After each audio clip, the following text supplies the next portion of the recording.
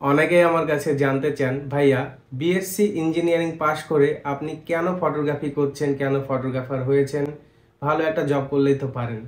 হ্যাঁ, এটার গল্প বলবো। তার আগে বলতে চাই, জীবনে ভালো কিছু করতে হলে অবশ্যই একজন শিক্ষিত মানুষ হতে হবে, ভালো মনের মানুষ হতে হবে, পজিটিভ দিক নিয়ে ভাবতে হবে। আমি যদি শিক্ষিত না হতাম আর শিক্ষিত মানুষ না হয়ে যদি ফটোগ্রাফি করতাম, তাহলে আমি কি করতাম জানেন?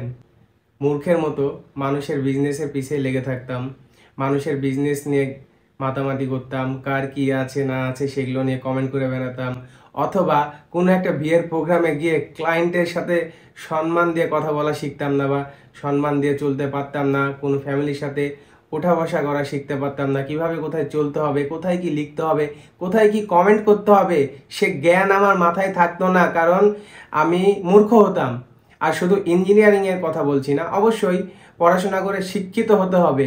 আর শুধু পড়াশোনা করে না, ফ্যামিলিগতভাবে সামাজিকভাবে শিক্ষিত হতে হবে। না হলে আপনারা ফটোগ্রাফার কেন, পৃথিবীর কোনো বিজনেসে উন্নতি করতে পারবেন না, কারণ হিংসা করে কখনো উপরে ওঠা যায় না।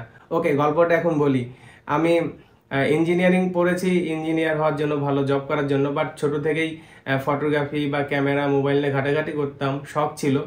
শখটাকে আস্তে আস্তে উপরে নিয়ে আসছি ভালোবাসা দিয়ে। ভালোবাসা থেকেই একসময় হুট করে ফটোগ্রাফার হয়ে গেছি। এটার পিছিয়ে আরও গল্প আছে, কোনো একদিন জানাবো। ভালোবাসা থেকেই সব কিছু হয়। আর যে জিনিসকে আপনি ভালোবাসবেন সেইটা নিয়ে জীবনে আগালে ভালো কিছু একটা আসবে। ধন্যবাদ।